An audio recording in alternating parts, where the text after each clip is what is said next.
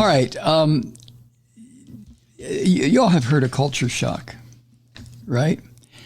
I think most people is familiar with the term now. It's what we used against Russia when the Soviet Union collapsed. We used culture shock, or the Shock Doctrine is what the proper name, Shock Doctrine.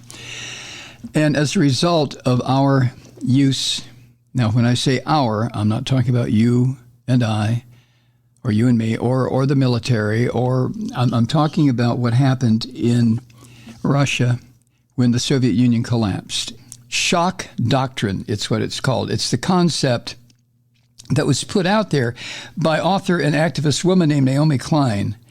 And basically, this shock doctrine theory holds that the state of fear or uncertainty or stress, or all three, or a combination of any two of the three, generated by a crisis can hyperactivate that part of our brains, the lizard brain. That's the fight or flight response in many people. And once that is activated, it shuts down a person's ability to think rationally for themselves. Now, this was laid out a buzzflash the other day by David J. Morris, the writer, and I'm reiterating pretty much what he wrote. And I think it's something, like I said, you already understand. Anyway, it also makes people all too willing, and I want you to think of Trump and 40%, 30% of the American population. It makes that group all too willing to go along with, in this case, Trump's bullshit empty promises, or the easy-sounding solutions offered by these neo-fascists or libertarians or industrialists or oligarchs. It's always very simple, isn't it? Build a wall. Eliminate people of color from the voting rolls. End welfare. They always keep it so simple, which is part of the idea of shock doctrine.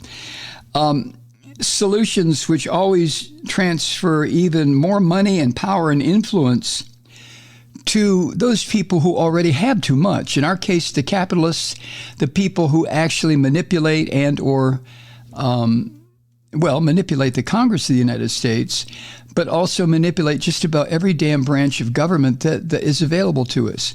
And I'm not trying to sound like a conspiracy theorist or one of these QAnon assholes. These are just simple facts. And you know this. You've known it longer than you've heard me getting on my little podcast here and screeching about it. But anyway, when Naomi Klein originally put this idea out, the doctrine that she was talking about primarily related to exploiting extreme real-world situations by devious or unscrupulous elites to increase their wealth and power. That is what happened to the Russian population. The Soviet Union we can make all kinds of arguments, and they're mostly valid, about how nasty the Soviet Union was, because it ruled not by a popular vote that was free and a willing exercise on the part of the people in the various countries in the Soviet Union, but it was ruled by the Soviet military. At the end of World War II, so many countries that were not part of the Soviet bloc became part of the Soviet bloc, just like so many countries at the end of World War II became part of the Western bloc or the American bloc. So again, these are things you know. It's not all that complicated, but before World War II was over, before it had ended, the most bloody conflict in human history, the sides were already being decided upon as to who would challenge whom in the next confrontation. And the first testing ground of that confrontation, of course, was the Korean conflict. And since that time, it's just gone on and on and on. And if you're anywhere near the same thought process as I have, you sometimes wonder, when the hell is this ever going to end? Or can it end? This insanity of nation against nation, people against people because of politics or race or what have you. But I digress. All of this is bad enough. But as David J. Morris asked in his piece, is something even worse happening now? So here we go. Maybe what we have in this country is, instead of just plain shock doctrine, maybe what we have now is culture shock doctrine.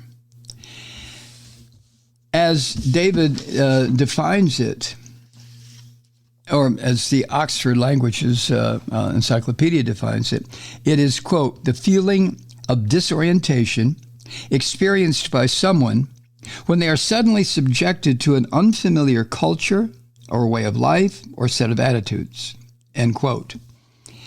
And this feeling, this culture shock doctrine, it's usually experienced by people visiting or living in an unfamiliar country. And depending on the circumstances, those feelings, the feelings that this culture shock engenders, can range from amusement to outright terror. And I have to tell you, when I have traveled to various countries, and my travel is fairly limited. I'm not a jet setter by any means, but I have been to, a handful of foreign countries. And I have to tell you, even in the English-speaking ones, when I have been in, say, for example, the UK or Ireland, when I'm there, since I don't understand the culture, I may understand the language, I may have a hard time getting used to driving on what I call the wrong side of the road, with the steering wheel in the car I've rented on the wrong side of the automobile. But it's something bigger than that. And I usually retreat inside myself. Yeah, I enjoy the country. I enjoy the cuisine. I enjoy the scenery. I'll travel around the country. I'll look, but I don't have an awful lot of interaction with the people who live in those countries because I feel so inadequate. And I think that's what David's talking about when he talks about culture shock. Now, a culture shock doctrine also refers to quite a different type of shock. Here in the United States, the kind created by the ever-intensifying so-called culture wars is now threatened to tear this country apart, as you've heard over and over, as I've heard over and over, as we know that this is happening. But when anybody talks about culture war or talks about the struggle between Biden and the U.S. House and trying to handle the debt limit and so on and so forth, no matter what it is, the struggle, so-called, is created by the Christian fascists. Democrats are not saying we're not going to honor our debts and raise the debt ceiling. Democrats are not saying we're going to make life more miserable for people who are desperately in need of whatever help they're getting. Democrats are not saying, let's say to the old people in this country, we're going to cut or eliminate your Social Security. Democrats are not saying any of this.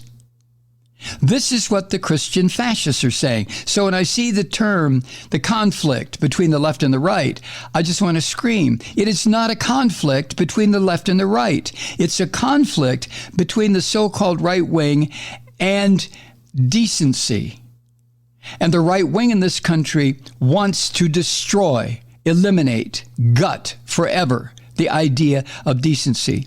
And to make it even more offensive, they try to use their own religion, their own avatar, their own Messiah, Jesus of Nazareth, to validate the terrible things that they're trying to perpetrate against the rest of us. I don't have to get into it because if you're a regular listener, you know how that infuriates me and the things I've said about it. And I've never said anything I didn't feel at the time and meant at the time. But I digress. The culture wars are the shit that's now put forward daily by Fox and One America and Truth Social and this newly seated, and it's aptly named, Chaos Caucus in the U.S. House of Representatives. Oh my God, the next 4 years are going to be difficult. So, it's also the kind of shock that leads a failed Republican candidate to shoot up the homes of people in what was Arizona, Democratic official, New Mexico. You know, a crazy bastard like that to fire and hire people to fire bullets into the homes of democratically elected Democratic political figures. Just like the shooter's hero, this filthy, disgusting, please drop dead Donald Trump. The guy I'm talking about, as you know, couldn't deal with the fact or accept the fact that he had lost his election. He had his ass pounded into sand. He lost by 48 percentage points. That's when he knew it was time to take up a gun and go shoot people.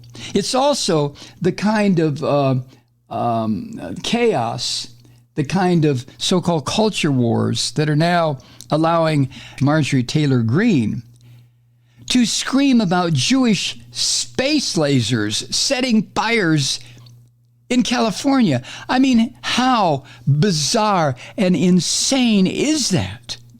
And then you have Matt Gaetz or Paul Gosar, this other crazy member of the House. All of these people insist that the January 6th terrorists who attacked the seat of government in this country had to have been Antifa, had to be left-wingers, had to be Democrats and progressives. It doesn't make any difference how many trials occur, how many of these neo-fascist bastards are sentenced to prison, how many of them are given probation. It makes no difference to these people.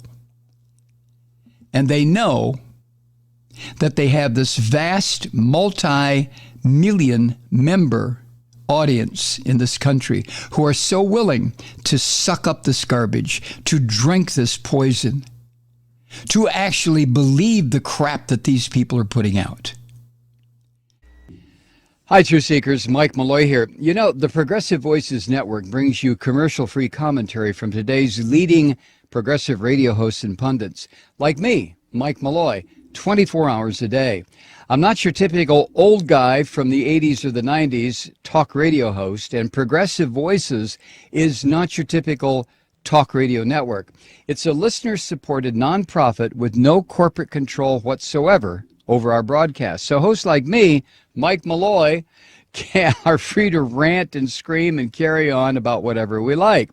We're often controversial, but we're never boring. Weeknights, 9 p.m. in the East, 6 p.m. in the West on the Progressive Voices Network.